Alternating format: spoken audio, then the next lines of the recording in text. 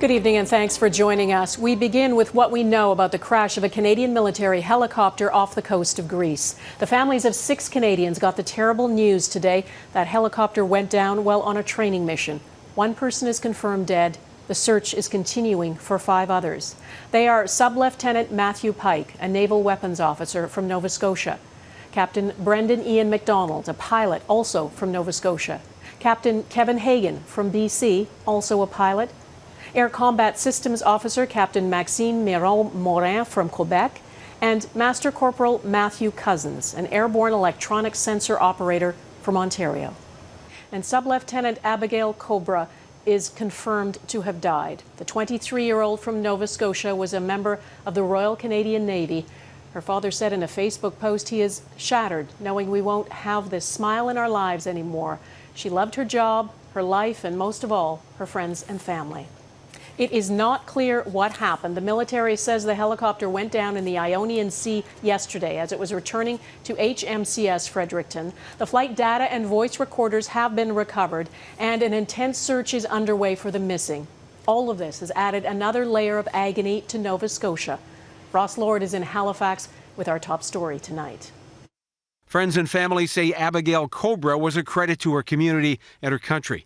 Better known as Abby, she was a young Navy sailor and accomplished 23-year-old musician active in her Nova Scotia church. She was excellent on the bagpipes, compassionate in everything she did.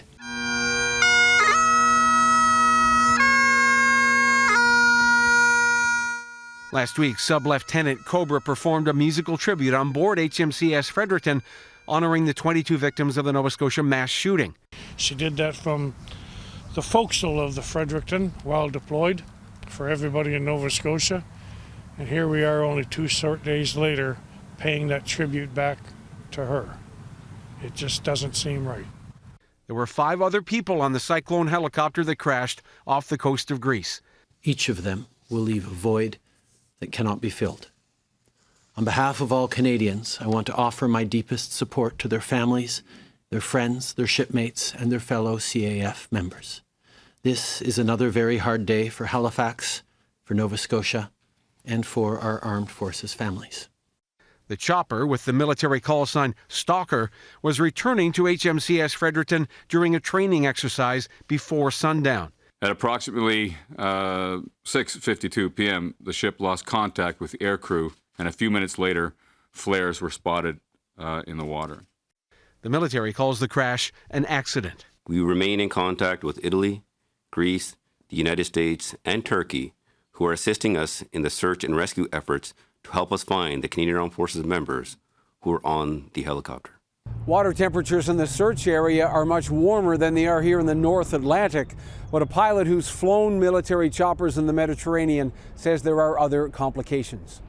The Ionian Basin is the deepest portion of the Mediterranean, which can pose a problem if the aircraft has gone to the bottom, is going to be an issue with locating where the wreckage is, and also perhaps any recovery attempts are going to be hampered by the depth. The entire fleet of cyclones on the east and west coast has been placed on an operational pause, which means the choppers will not fly anywhere until the military rules out any fleet-wide problem.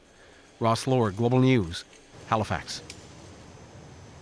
The Sikorsky Cyclone helicopter has been in use by the Canadian Armed Forces since 2018. It replaced the 50-year-old Sea Kings. The Cyclones were originally ordered in 2004, but the multi-billion-dollar program was plagued by years of delays and cost overruns. They have been deployed on 5 overseas missions with the Navy and used for surveillance, search and rescue, and tactical transport for operations supporting national and international security efforts.